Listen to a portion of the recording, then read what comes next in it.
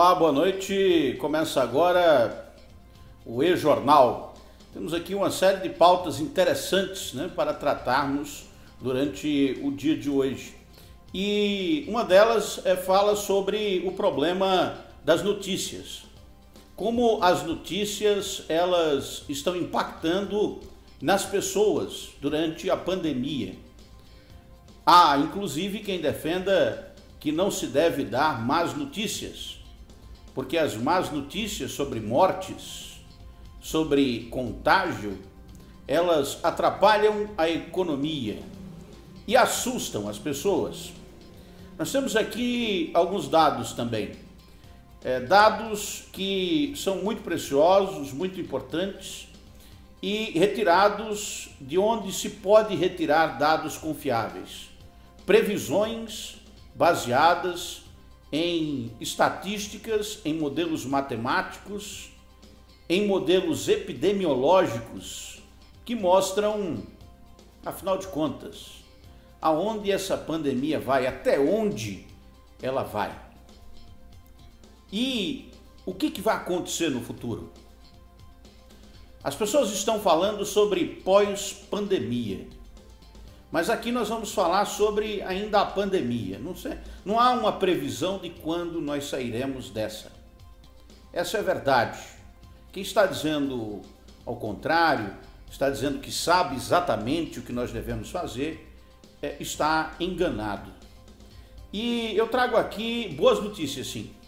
Excelentes notícias. Os reservatórios e as bacias hidrográficas aqui da Paraíba, de onde eu falo, em Campina Grande, bacia do Rio Paraíba, mas também vários reservatórios pelo Nordeste estão sendo reabastecidos com as chuvas. Isso é uma excelente notícia. E eu trago aqui dados sobre esses reservatórios que são muito importantes. Tem um mapa desses reservatórios da Paraíba que eu acho extremamente relevante para a gente avaliar. Mas antes eu vou começar falando com vocês sobre essa questão das más notícias, É que a pós-modernidade tecnológica, ela trouxe muitas soluções, mas também nos desafia com problemas que não existiam antes das facilidades vendidas como milagres da inteligência humana. O problema do real é que os fatos, meus amigos e minhas amigas, senhoras e senhores, os fatos se impõem e são determinísticos, ou seja, não importa quais são as suas concepções de como é ou deveria ser o mundo. Aquilo que tem que acontecer simplesmente acontece, sem pedir permissão a ninguém. E no Brasil, meus caros internautas, acontece agora da pior forma, no pior momento, de forma a causar o maior prejuízo possível. A ciência, ela ampliou as fronteiras das possibilidades existenciais humanas, desenvolvendo produtos e serviços que tornaram a vida do ser humano muito mais fácil, garantindo, inclusive, a longevidade através de medicamentos e tratamentos modernos que ampliaram, a faixa etária de sobrevivência. Novas drogas e terapias passaram a prometer saúde que poderia ser comprada com suaves parcelas no cartão de crédito. A lógica, meus amigos, do consumismo nos transformou em autômatos. Nós agimos como formigas, como um rebanho, incapazes de perceber a complexidade da nossa existência e focados quase que exclusivamente em trabalhar, obter dinheiro e poder, para satisfazer os mais requintados fetiches de prazer e dedicando, todo o tempo de vida na busca incessante e desesperada pela felicidade garantida nos manuais da vida como deve ser vivida. Manuais que você encontra por aí. Encontra os manuais de como a vida deve ser vivida nos livros de autoajuda, nas palestras. Nada de reflexão, de busca da sabedoria, de estudo da filosofia, de aprendizado das ciências e treinamento intelectual. Basta consumir os produtos certos e os serviços mais eficientes para obter, por consequência, as bênçãos de uma vida vitoriosa e de sucesso. A pandemia impôs a todos nós uma reestruturação das atividades econômicas para impedir o contágio por um vírus mortal, para o qual a ciência médica não estava preparada. Consumir se tornou um risco de vida. E as compras no supermercado já não são tão divertidas, já não são mais divertidas para ninguém. A peste Covid-19 no Brasil expõe a nossa maior ferida que cuidamos para esconder, fingindo que ela não existe, desafiando os governos a conterem o contágio entre aqueles que moram nas ruas, abrigados nas pontes, nas marquises, nos viadutos. Entre os que vivem em habitações sem água potável e tratamento de esgoto, você deve conhecer. No seio dos que convencionamos chamar de favelas, subúrbios, quebradas, entre os trabalhadores informais que vivem de vendas de subsistência no fluxo da mobilidade urbana, nas casas improvisadas e superlotadas, onde as pessoas vivem amontoadas e sem nenhuma higiene, para os que não podem comprar os produtos sanitários que eliminam o vírus SARS-CoV-2. Vocês sabem de quem eu estou falando. Brigar com os dados estatísticos que mostram mais de 4 milhões de pessoas contaminadas, ou esconder os mais de 300 mil mortos que não resistiram às manifestações mais graves da Covid, não mudará a realidade. A realidade é inexorável, que se impõe para além das ideologias e dos mitos com pés de barro. Os seres humanos, nós, somos todos mortais e ninguém está seguro enquanto houver desigualdades brutais que impedem alguns de se protegerem da infecção. Só estaremos seguros quando uma vacina imunizar a população.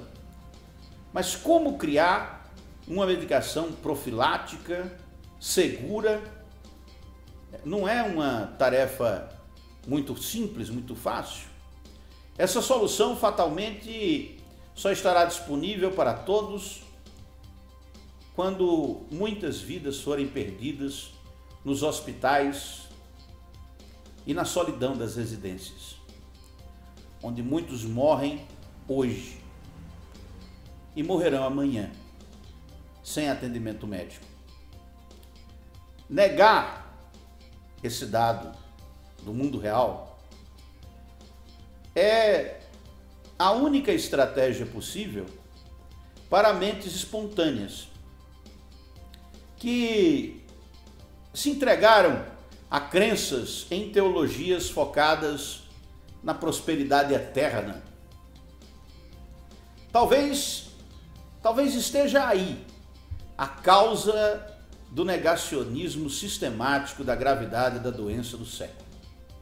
Que no Brasil, poderá matar até agosto, conforme dados da Washington University, mais de 88 mil brasileiros. É uma previsão. Pode ser mais, pode ser menos. Vai depender de como a gente se comportar. Mas se morrerem 88 mil brasileiros, nós vamos superar a marca de mortos durante a gripe espanhola aqui no Brasil. Foram 82 mil pessoas no início do século passado. Sejam todos bem-vindos. Todos aqueles que têm olhos para ver e ouvidos para ouvir essas novas lições que nós estamos aprendendo na quarentena. Lições de vida extraídas da metodologia do conhecimento científico, que funciona para os que possuem e os desprovidos de fé. Isso é interessante. O conhecimento científico funciona para quem não acredita nele. Esse é o admirável mundo novo que reescreverá a história da humanidade, impondo a necessidade de novos meios de produção, focados em novos produtos, produzido com um novo tipo de trabalho.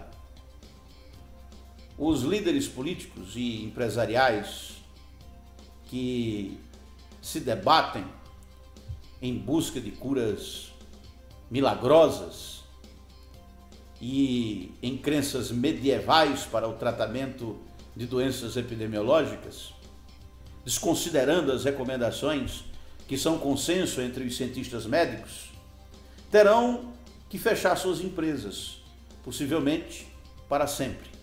E os políticos perderão o capital político que possuem. Pois, meus amigos e minhas amigas, ao insistirem que os trabalhadores sacrifiquem a própria vida para não perderem o emprego, esses mercadores da morte promovem, sem querer, uma quebra de encanto dos pobres com as promessas da prosperidade eterna, do capitalismo desenvolvimentista baseado em Estado mínimo. E aqui um parêntese: o Estado já é mínimo nas favelas, nos subúrbios, nas quebradas. Nas quebradas não existe Estado, o Estado é mínimo. O Estado só é máximo para quem mora em condomínio fechado. Para quem mora na quebrada, sem médico, sem UTI, sem segurança, sem dinheiro, sem auxílio emergencial, o Estado sempre foi mínimo. Para os mais sensíveis, existem pessoas assim, eu recomendo que vejam desenhos animados, novelas e musicais. Desenhos animados, novelas e musicais. Existem muitos nas plataformas de streaming como Amazon, Netflix, Google tem o YouTube, tem também o Globoplay. Tem desenho, tem novela, tem musical. Porque, meus amigos e minhas amigas, jornalismo profissional é para adultos preparados para lidarem com a realidade como ela é, e não como gostaríamos que ela fosse. Ninguém deveria morrer sufocado, mas ninguém pode sufocar a verdade para vender um mundo ilusório, onde a prosperidade econômica proporciona por mágica o êxtase de felicidade prometida para os que abraçam esses dogmas de fé que desejam nada, quando não há mais nada para desejar. A situação da imprensa é difícil, porque nós temos que noticiar as coisas. E as coisas acontecem, estão acontecendo. E aqui, né, nosso compromisso é justamente esse, de trazer as informações como elas são. Exatamente o fato como ele é. E lógico, é possível que as pessoas que estão nos ouvindo discordem, não estejam de acordo.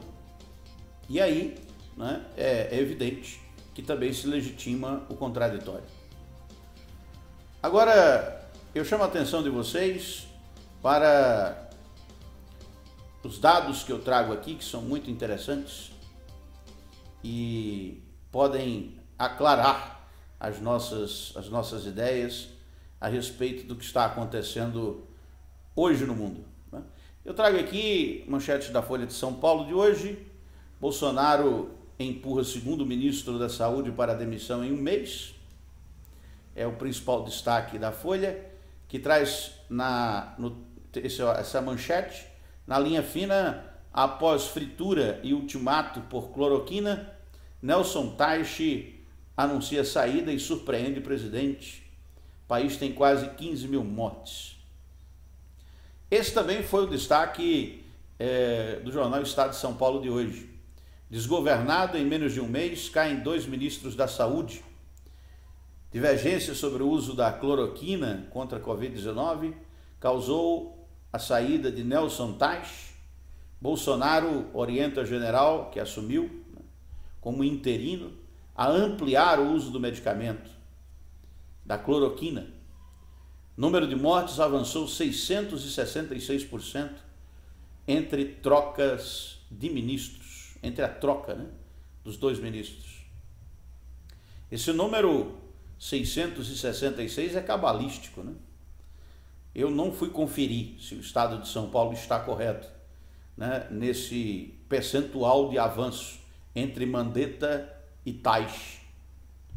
Mas eu disse que se o agora ex-ministro Nelson Teich continuasse no governo, ia ser conhecido como a doença ia ser conhecida como mal de Teich, porque ele não tomou medida nenhuma, né? E quando foi tomar as medidas que considerava necessárias, foi convidado a sair, né? Foi convidado a deixar o cargo, pressionado entre o CRM que ele tem e uma decisão que ele considera incorreta, ele decidiu o CRM. E aí saiu do governo. Acho que pegou desprevenido o governo, que até agora não tem um nome para chancelar essas ideias do presidente sobre a estratégia de combate à Covid-19. E ainda sobre a cloroquina, aqui um rápido comentário. Ontem eu falei sobre isso e 2 pessoas entraram em contato comigo para falar sobre a hidroxicloroquina. Uma delas me apresentou uma entrevista de um médico. E o médico dizia que tinha tomado a hidroxicloroquina e tinha funcionado muito bem com ele e que ele recomendaria que as pessoas tomassem. Me espanta muito que um médico receite remédios em entrevista na televisão.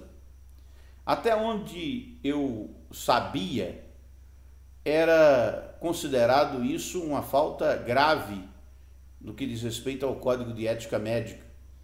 Médicos irem para a televisão e receitarem remédios, né? Era, até onde eu sabia, uma falta grave de ética médica. Mas, no meio dessa pandemia, o que tem acontecido é que muitos médicos têm feito isso. E aí, nesse vídeo, o médico disse que tinha tomado, a mulher dele também tinha tomado, e que ele recomendava tomar. É a opinião do médico. Qual é a diferença da opinião do médico para um estudo científico? Igual aquele que eu trouxe ontem. Quem não viu o vídeo está publicado aqui no meu Facebook. É só você ir descendo aí que você vê no meu perfil. E está lá os dados publicados no British Medical Journal, que é uma publicação científica com mais de 180 anos. É uma editora, né, com mais de 70 publicações científicas. E esses trabalhos científicos, eles só são aceitos para serem publicados depois que são revisados. Para serem aceitos, para serem publicados, eles precisam passar por um filtro ético. Um filtro ético que é feito por uma instituição que não participou da pesquisa. E aí, o filtro ético foi estabelecido, essa pesquisa a qual me referi, ela foi aprovada eticamente, aí depois do filtro ético foi revisada novamente pelos editores da revista, e aí, considerado um estudo válido, foi publicado. O que é que diz o estudo? Que cloroquina provoca diarreia nos pacientes com Covid-19. E o que mais, além de diarreia? Os pacientes se sentem mal. No geral, eles pegaram 75 pacientes e fizeram um teste duplo cego, 75 recebeu o remédio, 75 não recebeu, e os que receberam se sentiram mal. Aí a questão é, o remédio mata? Não, não mata, tem a vender para farmácia. Se tem a venda na farmácia, e você pode comprar, porque é um remédio para malária e também para lúpus, não mata, né? Não é um remédio que vai matar. Dizem os médicos que pode matar em pessoas cardíacas, mas é muito difícil. Então é um remédio que não mata, mas não serve. E qual a diferença entre a opinião do médico e o estudo científico? Bom, o estudo científico é feito por cientistas médicos, não são apenas médicos, né? Não é opinião. Opinião todo mundo tem. Metodologia do conhecimento científico aplicado é outra coisa. Eu sei que é difícil entender, né? Porque tem gente que acha que a opinião é igual a conhecimento científico, mas não é, né? E também tem publicações, né? Foi outro amigo meu que me mandou uma publicação de um jornal, né? Jornal inglês, que dizia que fez uma pesquisa, né? Uma empresa privada fez uma pesquisa com 6.200 médicos no mundo, e os médicos disseram, a maioria dos médicos disseram que já tomou ou receita, né, a hidroxicloroquina como um tratamento para Covid, porque eles consideram que é o que melhor funciona na falta de um melhor. É uma opinião dos médicos, né? E opinião é aquela coisa, cada um tem a sua. É diferente de um estudo científico, nos moldes do que eu apresentei aqui ontem no programa. Então, há uma diferença entre opinião e conhecimento científico. Se você não sabe qual é essa diferença, então aí é preciso que, digamos assim, você estude um pouco mais, né? É verdade que algumas pessoas não conseguirão distinguir entre opinião e conhecimento científico. Essa diferenciação, ela é responsável pelo que nós temos hoje de fake news, né, de produção de notícia falsa, justamente por causa disso, porque as pessoas não têm elementos, não sabem diferenciar o que é opinião do que é fato. E fato científico, o que é muito mais forte. Então, está provado que a hidroxicloroquina não funciona. Se funcionasse, não estava morrendo tanta gente aí no mundo. Os caras não estavam gastando a fortuna que estão gastando para conseguir parar essa doença, que ainda não foi parada. Está aí crescendo no mundo todo.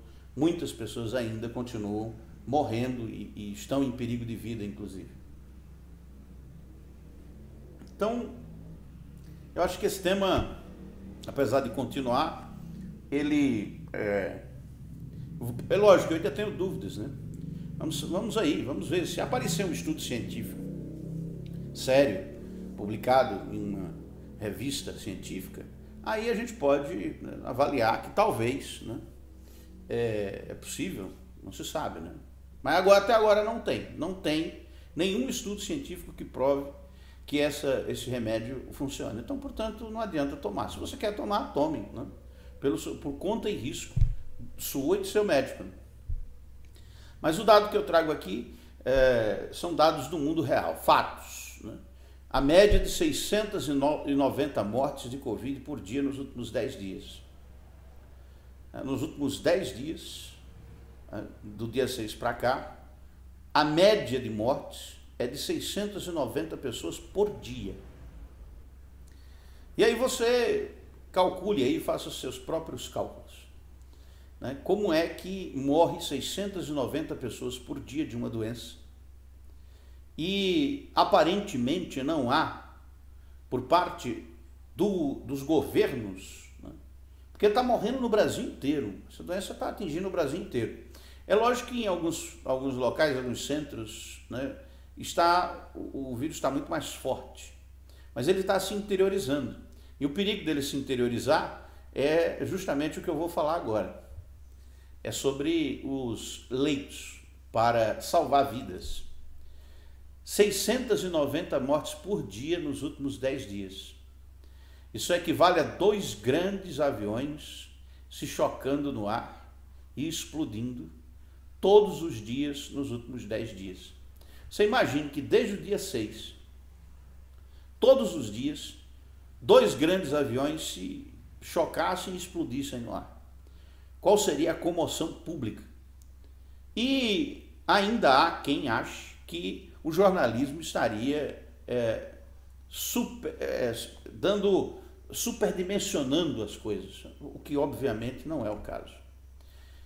Aqui são os dados confirmados de Covid no Brasil, os mais recentes. Esse era 1,10, né? Mas já tem dados novos que... mas está nisso aí, mais ou menos, né? 218 mil casos confirmados, 14 mil, já para 15 mil mortes, né? Confirmadas hoje. E eu trago aqui como é que isso vai avançar. Essa pesquisa, esse trabalho de projeções é muito importante, realizado pelo Instituto de Métricas de Saúde, né, de pesquisas. É um centro global independente de pesquisa em saúde da Universidade de Washington. A pesquisa é muito bem feita e é feita justamente para servir de inteligência de gestão, para que os gestores públicos da saúde avaliem o que fazer diante das circunstâncias que podem vir, o que pode vir pela frente. E aqui eu trago os dados. Vejam só esse gráfico. Vamos tentar entendê-lo. Você está vendo essa sombra aí? Essa sombra é, digamos assim, a margem de erro da pesquisa, né? Você sabe que toda pesquisa tem uma margem de erro, e essa sombra aí, ela representa a margem de erro da pesquisa, o que pode ser para mais ou para menos. Aqui nós temos na vertical a quantidade de casos, né? A quantidade de casos, e aqui embaixo, né, uma linha de tempo, começando em maio, né, e indo até agosto. Essa linha central aqui pontilhada é hoje, today, né, onde está escrito today, é hoje. E esse gráfico ele fala sobre os leitos de UTI, de unidade de terapia intensiva, necessários no Brasil para tratar Covid.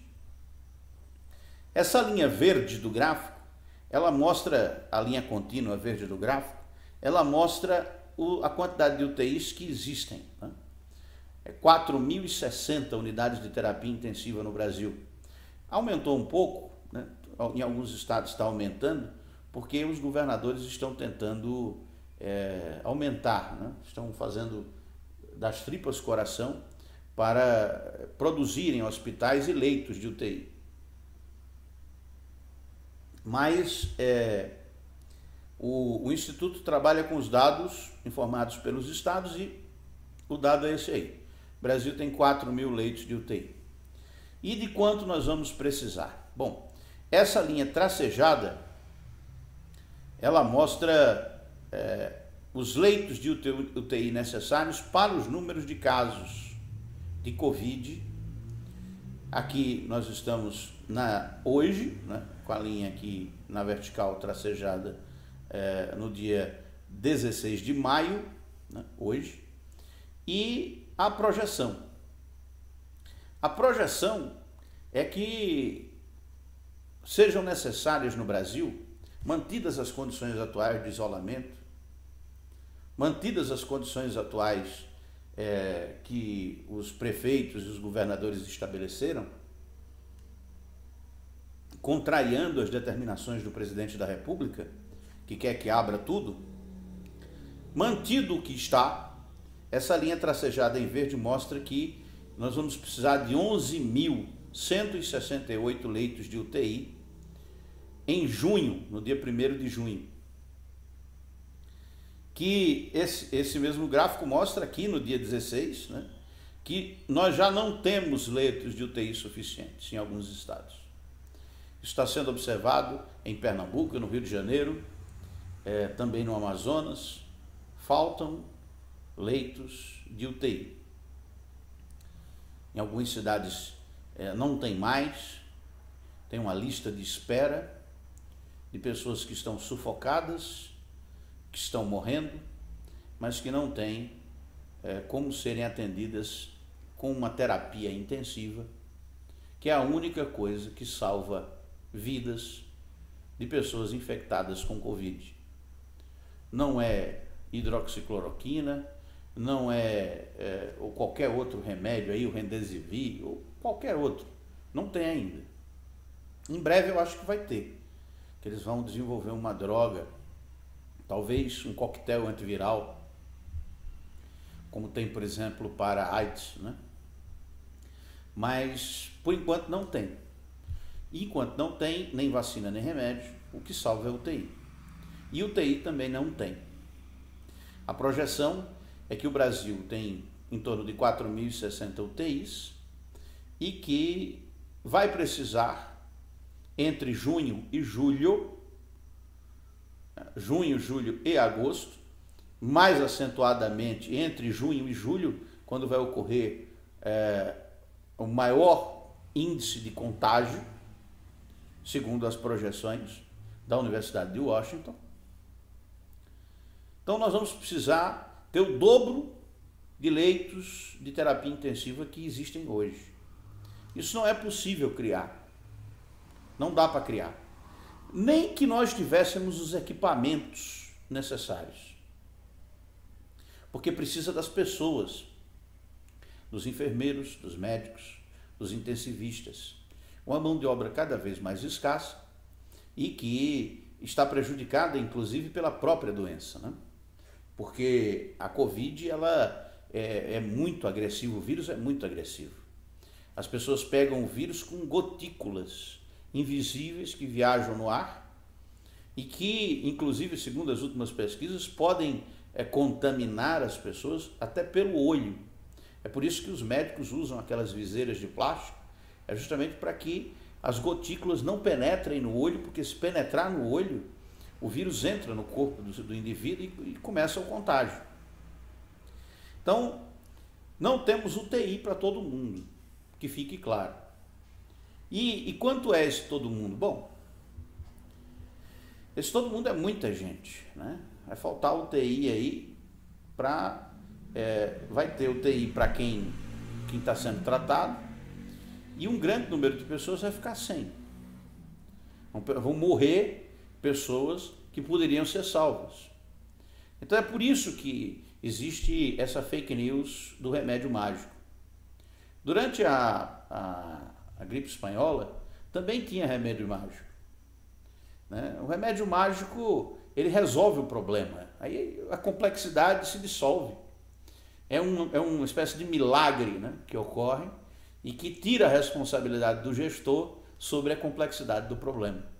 E quando o gestor não tem perspectiva, não sabe o que fazer, como numa situação como essa, não tem o que fazer. O que a previsão que está mostrando é que não tem o que fazer. Bom, existem o que fazer, né? O que fazer? Nós estamos dizendo aqui que o Brasil tem 4.000 leitos de UTI. Se forem mantidas as condições atuais de mobilidade, né, de isolamento, as condições sanitárias, vamos precisar de 11.000. Mas poderíamos precisar só de 2.000. Então existe a margem de erro da pesquisa. É possível que precisemos de menos UTIs. E como é que a gente vai precisar de menos UTIs? É se o menor número de pessoas não adoecerem. não se contagiarem. E se essas pessoas não se contagiarem, os leitos de UTI estarão vagos. Um número menor de pessoas vai morrer. Porque tem gente que mesmo com a UTI, né, e é UTI boa, não é UTI de SUS, é UTI top, é UTI do NHS, que é o órgão de saúde do Reino Unido, que é considerado o melhor serviço de saúde do mundo. E lá, né, a turma morre. Nos hospitais de rico dos Estados Unidos, nas melhores UTIs dos Estados Unidos, as pessoas morrem. Então repare, nós não estamos falando aqui de uma doencinha que se cura com um remédio para gripe. Não é o caso. É uma doença muito mais grave. Eu trouxe aqui também outro gráfico que ele mostra o uso de recursos hospitalares que a Covid-19 exige, né?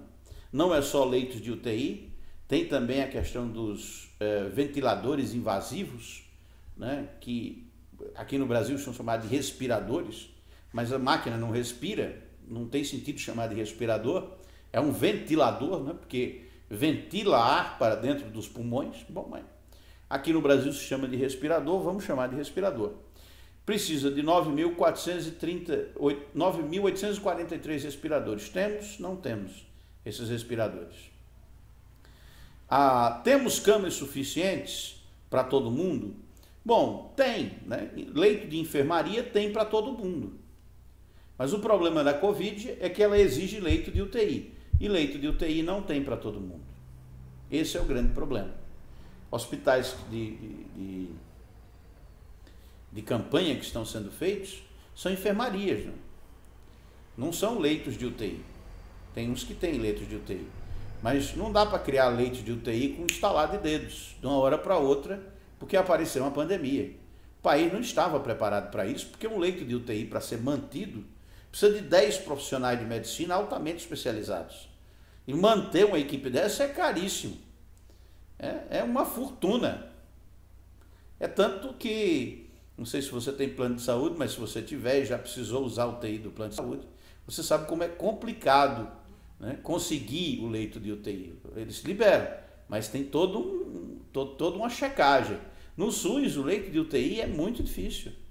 Até numa situação comum, normal, sem pandemia, sem nada, é difícil o leito de UTI. Às vezes não tem disponível. E com a pandemia, aí esse é o grande problema. Essa questão do isolamento social, da quarentena, do lockdown, que é chatíssimo. É chatíssimo ficar dentro de casa. É horrível ficar dentro de casa. Mas nós não temos recursos hospitalares suficientes para a quantidade de pessoas que vão adoecer. Esses são dados científicos. Isso é uma previsão com modelos de Big Data, modelos matemáticos, epidemiológicos, feitos por uma universidade de ponta no mundo. Nós estamos falando de 3 idiotas que se juntaram. Isso é um centro de pesquisa independente da universidade, que elabora modelos para o mundo inteiro. Não é para o Brasil, não estão preocupados com a geopolítica brasileira. Eles fazem isso para o mundo todo. E eles têm acertado mais do que todo mundo. Viu? Esse é um pequeno detalhe. Foram esses caras que fizeram o Donald Trump mudar de opinião. Então, eles trazem aqui também o total de mortes possíveis no Brasil até o dia 4 de agosto de 2020. E esse número é um número enorme. Né? São 147.040 pessoas. São dados de hoje. Né? Se você quiser ir no Instituto, é só você procurar. Né? Os dados estão aqui no meu Facebook. Você tem o link lá. Você vai lá, está em inglês, mas é só traduzir, você lê.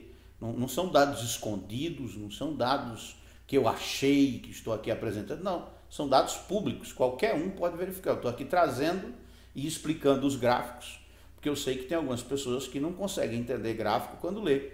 Né? Mas eu estou aqui como se vindo de mediador, né, entre o conhecimento científico e a população, porque esse é o trabalho do jornalista. Então, está aí, né, a previsão de 147 mil mortes. Vai morrer esse povo todo daqui para 4 de agosto no Brasil? Talvez não. Talvez não. Essa é a previsão máxima. Mas como você está vendo aí no gráfico, tem a sombra, essa sombra é a margem de erro. Para mais, quando é para cima a sombra, e para menos, quando a sombra é para baixo. Você vê a linha tracejada, é justamente a previsão, né? A linha de tempo. Entre o dia de hoje, today, né? O dia 16 de maio, até o dia 4 de agosto. E o que é que pode acontecer nesse intervalo de tempo? Muita coisa. Se as cidades onde o contágio está maior decretarem lockdown, se elas fecharem, o que é que vai acontecer? Bom, mantidas as condições atuais, esse instituto da Universidade de Washington diz que vão morrer 88 mil pessoas, 88.305 pessoas. É muita gente. É uma tragédia de proporções apocalípticas para o Brasil todo. Porque esse número de 88 mil, ele esconde um componente que nós vamos, depois que passar essa pandemia, nós vamos avaliar, né, quem foram esses mortos. Quem são essas pessoas que estão morrendo? Por que elas estão morrendo? Será que existe um recorte social no Brasil? Econômico e social? Quer dizer que algumas faixas de classes sociais serão mais atingidas do que outras? É óbvio que sim.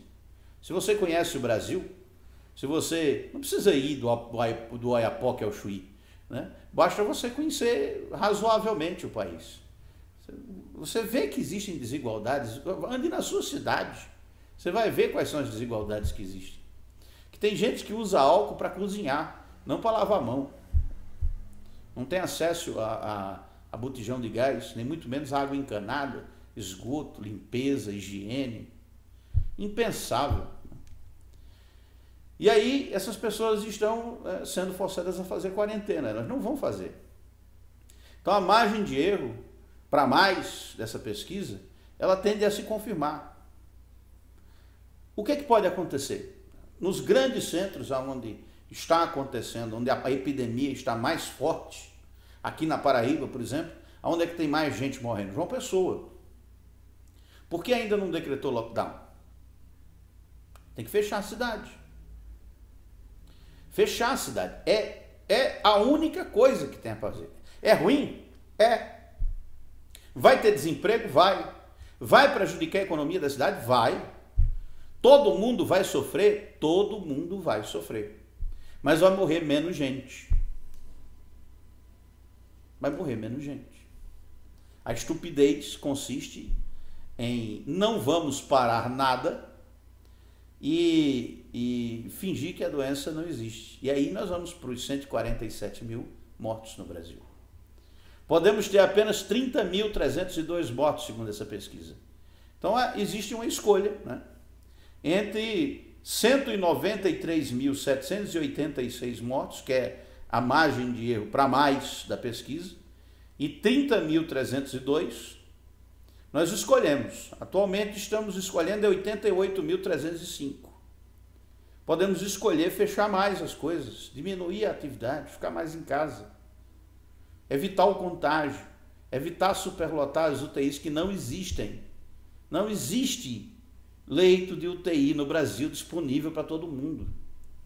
Leito de UTI no Brasil é uma coisa rara, é mosca branca. E os profissionais que trabalham nessas terapias intensivas, eles sofrem muito, eles precisam do nosso respeito. Eles estão trabalhando sem parar, longe das suas famílias. Levem isso em consideração. Então, mudando um pouco de assunto, eu acho importante, né, a gente falar sobre a Covid, porque a Covid é o assunto do momento, mas vamos falar sobre outra coisa. E aqui uma notícia melhor, né? Notícia mais leve. No estado da Paraíba, de onde eu falo, existem várias bacias hidrográficas e nós estamos com muita dificuldade aqui na Paraíba com a falta de água. Ainda estamos. E isso está melhorando. As chuvas em todo o estado da Paraíba estão enchendo os reservatórios. Nesse gráfico aqui, né, que vocês podem ver, ele mostra mais ou menos, né, como você pode enxergar o estado da Paraíba no que diz respeito a bacias hidrográficas. Esses pontinhos verdes são os reservatórios que estão quase cheios. Os azuis, os pontinhos azuis, são os reservatórios que já estão cheios. Você vê que no sertão, a maioria dos reservatórios, o sertão é esse lado esquerdo, né? No sertão os reservatórios estão mais cheios. Para o litoral, também. Aqui no meio é que nós temos ainda alguns reservatórios que estão em situação crítica. São vários reservatórios que estão entre um regime de observação ou um regime crítico. Mas a melhor notícia para nós aqui em Campina Grande, de onde eu falo, é o açude Epitácio Pessoa. O açude Epitácio Pessoa está com 466.525.960 de água. É 70,7%. E você que não é daqui de Campina Grande e aqui da região, pode achar que isso não tem importância nenhuma, mas esse mesmíssimo reservatório já esteve quase vazio. Quase vazio. Só não ficou seco porque houve a transposição das águas do Rio São Francisco, que salvou, né? Que manteve o reservatório, mas operando com o regime morto, né? Com o volume morto do reservatório. Agora, o Epitácio Pessoa está no seu volume vivo. Ele saiu do volume morto e está no volume vivo. Isso precisa ser, obviamente, comemorado. Então, não é só de notícia ruim que a gente vive, tem notícia boa também, e essa aí é uma excelente notícia que nós trazemos aqui no E-Jornal. Ainda por aqui eu tenho o pessoal que participa pelo Facebook, né? E vamos dar uma olhadinha aqui na minha página no Facebook, onde a gente está transmitindo ao vivo o programa, e tem algumas pessoas que estão comentando, né? Então vamos aos comentários. A Maria de Leusa Cordeiro dando boa noite. Boa noite, Maria de Leusa. Obrigado aí por estar acompanhando a gente. E Rosan Rangel. O nobre amigo precisa ter cuidado, haja vista que um certo empresário, dono de empresa de comunicação, disse que quem noticia as mortes pela Covid-19 deveria ser apedrejado. Parece medieval, mas é verdade. O Rosan Rangel aqui lembra de uma declaração que foi dada, como ele diz, por um empresário de comunicação, que numa entrevista na sua emissora fez esse comentário, mas logo em seguida ele pediu desculpas porque achou que tinha ultrapassado os limites que ele mesmo se impõe nos comentários. Ele mostrou grande preocupação, Rosan, como muitos empresários mostram preocupação com a situação atual. Mas é óbvio que os jornalistas não podem abdicar de fazer os comentários, de trazer as informações, né? Não ajudaria nada a ninguém, né, se isso fosse realmente feito desse jeito. É lamentável, né? É de se lamentar que esse tipo de coisa aconteça, mas o Roberto é um cidadão que, assim, eu trabalhei na empresa dele durante algum tempo e todos os meus contatos com ele, os artigos que ele escrevia, a forma dele de se expressar sempre foi num sentido absolutamente contrário a essa declaração. E eu acho que para fazer um julgamento ético a respeito de alguém, eu tenho a impressão que é preciso que se leve em consideração não só o que a pessoa disse em determinado momento, mas também aquilo que tudo aquilo que ela já fez, né? Então, se você considerar tudo aquilo que o Roberto já disse, já fez, ele é humanista, né? Pode estar contrariado com o que está acontecendo e nesse momento aí, né, com a atividade econômica praticamente parada, suas empresas paradas, ele resolveu fazer esse comentário porque estava desabafando, ele mesmo disse isso, mas foi um comentário que é infeliz, né? É trabalho do jornalista durante uma guerra. Imagine que se os brasileiros, do exército brasileiro, estivesse combatendo fora do país, né? E vários soldados morressem durante esse combate. Nós teríamos, como jornalistas, de noticiar, né? Imagine o coração das mães desses soldados, né? Quando chegasse a notícia de que, ó, o que está acontecendo? Estão morrendo pessoas, seus filhos estão morrendo, né? Morreram durante a guerra, no dia de hoje, 900 soldados. Nós tínhamos que trazer essa informação, né? Por mais dolorosa que ela seja, ela tem que ser dada. E durante uma pandemia acontece a mesma coisa. Isso atrapalha, a pandemia atrapalha a atividade econômica, prejudica as pessoas, faz com que as empresas fiquem mais frágeis, diminui, aumenta o desemprego, diminui a empregabilidade, reduz os salários, isso tudo é verdade. Não há nenhuma dúvida disso. O Rosan Rangel aqui colocou que considera isso lamentável. É lamentável, eu concordo com ele. Então, senhoras e senhores, eu vou ficando por aqui, agradecendo a vocês por terem permanecido acompanhando a gente. Faça o seu comentário, mande aí para mim informações, me siga no Instagram, @Arquimedes de Castro. Se você quiser me acompanhar no Twitter, é @ArquimedesPC. Aqui você já me acompanha no Facebook.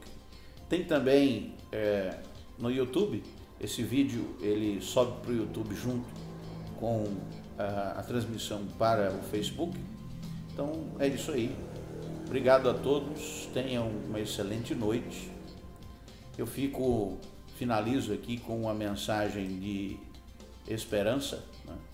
Uma mensagem de que não é o fim da humanidade, não é o fim de tudo, não é o fim da civilização.